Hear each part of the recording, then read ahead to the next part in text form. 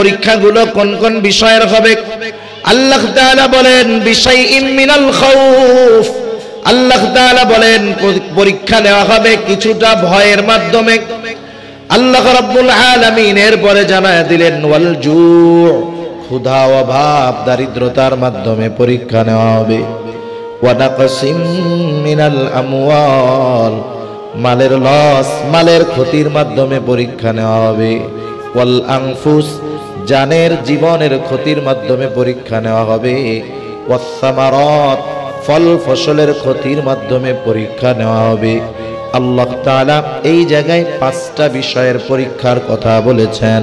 বুজুর্গানে দিন বলেন হয়তো কোনো মুমিনকে তার হায়াতের জিন্দেগিতে এই 5 বিষয়ের পরীক্ষার সম্মুখীন হওয়া লাগবে, হয়তোবা কাউকে একটা কম লাগবে, কিন্তু অবশ্যই অবশ্যই এই দুনিয়ায় প্রত্যেকটা মুমিনকে এই বিষয়গুলোর পরীক্ষা যিনি নেবেন তিনি কে?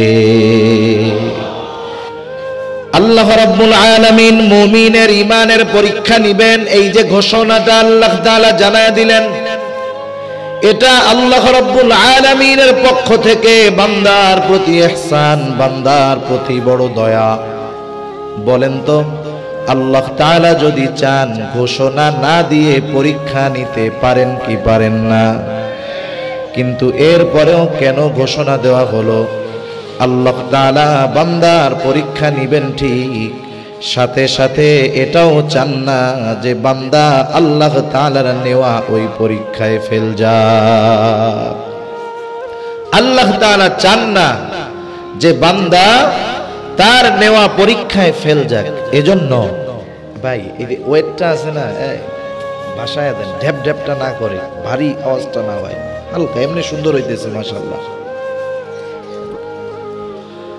দুনিয়াতে যখন কোন শিক্ষক পরীক্ষা নেয়, পরীক্ষা ঠিক আছে, কোন শিক্ষক চায় না যে তার ছাত্র ফেল যাক।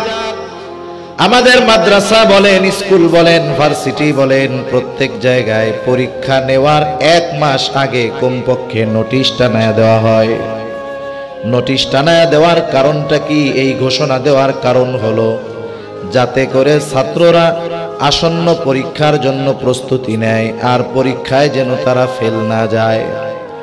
কোন শিক্ষক চায় না যে তার ছাত্র ফেল যাক, বরং কোন ওস্তাদ, কোন শিক্ষক যদি তার বিষয়ে ছাত্র ভালো ফলাফল করে, সে ওস্তাদদের মিটিং এর মধ্যে নিজে খুব আনন্দ বোধ করে, বলতে থাকে দেখেন কত সুন্দরভাবে পড়িয়েছি, লিখিয়েছি, এরা সবগুলা গোল্ডেন A+ পেয়েছে।